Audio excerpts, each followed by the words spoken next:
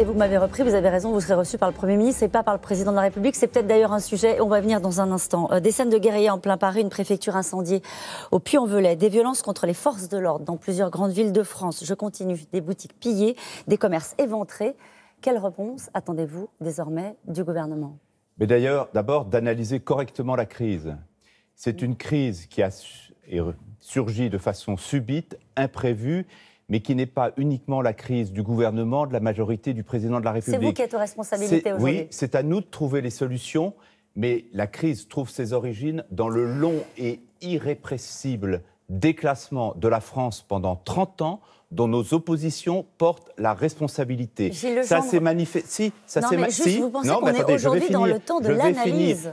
Non, parce que en analysant la crise, on trouvera plus facilement les solutions.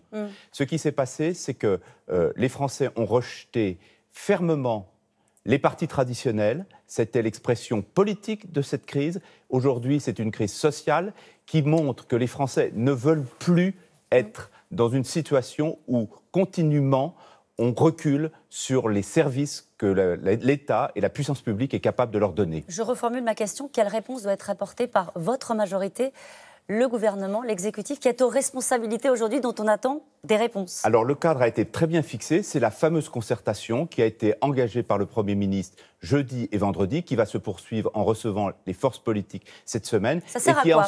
Ça sert à quoi ? La concertation ? Le fait de recevoir les responsables politiques. Partager avec eux précisément le dispositif qu'on va mettre en place très rapidement sur les territoires pour apporter les bonnes solutions aux problèmes que se posent les Français. Aujourd'hui, quels sont les problèmes des Français ? Des problèmes de logement, des problèmes de santé, des problèmes de transport, des problèmes d'éducation, des problèmes d'emploi. Nous avons engagé une transformation sans précédent sur tous ces sujets depuis 18 mois. Toutes les politiques que nous menons vise à trouver ces solutions. Maintenant, nous devons être capables de les faire rentrer dans la réalité de la vie quotidienne des Français. En urgence. C'est exactement ça qu'il faut faire. L'urgence. C'est un mot que vous entendez, l'urgence d'une situation qui était quasi insurrectionnelle dans les rues de Paris. Mais d'autres, on parle beaucoup de Paris, mais il y avait beaucoup de villes de France qui étaient concernées par ces scènes-là. Vous étiez où samedi, vous ? Eh bien, j'étais le matin au Conseil national du mouvement pour élire notre délégué général et l'après-midi avec les marcheurs et mes concitoyens sur le terrain. Vous êtes allé à la rencontre des Gilets jaunes ? Vous avez vu les scènes de violence ? Oui, je les ai vues, je les condamne. Ça ne concernait pas tous les Gilets jaunes, vous le savez parfaitement. C'est seulement une partie d'entre eux. La députée de Gironde, Florence Boudier, demande un moratoire fiscal, en particulier sur la taxe carbone. Sylvain Maillard demande un moratoire et une hausse du SMIC. C'est le député de Gironde, c'est Florent et pas Florence Boudier. Émilie Cariou, députée de la Meuse, il faut que le Premier ministre les écoute, nous écoute, parce qu'ils ont le sentiment d'avoir alerté depuis des semaines. Est-ce que vous demandez à l'exécutif, comme certains de ses parlementaires, d'annuler les taxes prévues pour le 1er janvier ? Non, je ne demande pas ça au Premier ministre, ni au gouvernement. Je dis au gouvernement et au Premier ministre que nous allons participer et prendre une part active à la concertation qui est mise en place par le gouvernement. Comment ? Eh bien, d'abord, nous allons rencontrer à midi le Premier ministre. Le Premier ministre vient devant le groupe mardi et il pourra entendre toutes les propositions de mes collègues députés. Ensuite, nous allons participer sur le terrain, sur nos territoires, à la concertation qui est mise en place par le gouvernement et le Premier ministre. C'est dans ce cadre-là que nous devons trouver ensemble les solutions. Sans doute, certaines de nos idées pourront être reprises et mises en place par le gouvernement et par le Premier ministre. C'est une question d'ego. D'ego de qui ? Tenir face à la contestation, tenir face à la violence. À tenir face à la violence, certainement. Nous ne pouvons pas avoir une concertation sereine et une recherche sereine des solutions dans le cadre qui est fixé par la violence ou par les exactions ou par les actes de destruction tels que nous les avons observés pendant ce week-end. C'est impossible d'avoir une réaction sereine dans l'emballement que nous vivons. Donc nous devons calmer le jeu. C'est exactement ce que le Premier ministre essaye de faire. Ce que j'entends de ce que vous nous expliquez ce matin, c'est que vous ne pouvez pas la formuler à la place qui est la vôtre, mais qu'il faut une réponse en urgence. Mais tout le monde est d'accord là-dessus. Mais la réponse en urgence, c'est pas n'importe quoi. C'est pas céder à la passion. C'est pas céder à l'emballement. Nous devons trouver les vraies solutions. Les vraies solutions. Le pouvoir d'achat.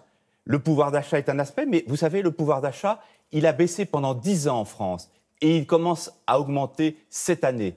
grâce aux mesures que nous avons prises de baisse de charges, de baisse d'impôts, d'augmentation des allocations, d'augmentation des minima sociaux. Ça, c'est la vérité, une des 4 vérités. Est-ce que vous trouvez que la majorité est suffisamment écoutée? Que les députés, ils doivent vivre des situations de stress sur le terrain, vos députés? Ils le vivent parce qu'ils sont tous, nous sommes tous au contact des Gilets jaunes, au contact des Français, au contact de la population. Donc c'est rude. Donc bien sûr que c'est rude. Mais oui, mais nous n'avons pas été élus pour vivre une sinécure. Nous avons Donc été est-ce que vous élus êtes suffisamment pour trouver écoutés? Oui, nous sommes Oui. tout à fait écoutés, absolument. Par Matignon? Mais bien sûr, moi j'ai été au téléphone plusieurs fois pendant ce week-end avec le Premier ministre. Il nous écoute. Encore une fois, il va nous recevoir à midi et il sera demain devant le groupe parlementaire pour écouter précisément les parlementaires de la majorité. Tout le monde est d'accord au sommet de l'État, Gilles Legendre, sur la façon de traiter cette crise? Ah ça, c'est absolument évident. Oui. Il n'y a pas une feuille de cigarette entre le président de la République, le Premier ministre et notre majorité. François Ruffin est arrivé avec son écharpe tricolore à proximité de l'Élysée, rapportait des menaces de mort entendues au gré de ses rencontres avec les Gilets jaunes, des menaces qui concernaient le président de la République. Il demande, comme Marine Le Pen d'ailleurs, la démission du président de la République. On a l'impression qu'aujourd'hui, toute cette violence se cristallise contre la personne d'Emmanuel Macron. Non, elle se cristallise dans un déni démocratique de la part de nos oppositions. Ce que j'ai entendu cette semaine de la part de François Hollande, de Laurent Wauquiez, de Marine Le Pen, de Jean-Luc Mélenchon, de François Ruffin est tout simplement effarant. Ils essayent tous de récupérer par la rue le pouvoir qu'ils ont perdu il y a 18 mois dans les urnes. C'est irresponsable. Et en ce qui concerne les partis républicains, la gauche, le PS, et aussi les Républicains, ils font un tout petit peu vite l'impasse sur le fait que si le pays est dans l'état où il est, provoquant cette crise sociale, cette colère de nos concitoyens, c'est leur faute. Les hausses d'impôts, c'est eux. La dette, c'est eux. Le déficit, c'est eux. La dégradation des services publics, c'est eux. Il n'y a pas quelque chose qui se cristallise contre la personne du président de la République? Il est normal, dans le système de la Ve République, où le président de la République est la poutre maîtresse des institutions, il est normal que quand il y a une insatisfaction, une colère, une crise, elle interpelle au premier chef le chef de l'État. État d'urgence, pas état d'urgence? Quand vous voyez les images de samedi dans les rues des grandes villes de France et de Paris en particulier, vous dites on a eu le sentiment que les forces de l'ordre étaient dépassées. C'est au gouvernement de le décider et au ministre de l'Intérieur. Le président de la République a donné des instructions de fermeté hier. Nous devons maintenir l'ordre par tous les moyens, absolument tous les moyens, évidemment les moyens de droit et que les moyens de droit, mais ils existent pour que nous puissions rétablir le calme et engager sereinement la recherche des solutions politiques qui s'imposent. Merci beaucoup Gilles Legendre, c'est à vous Laurent.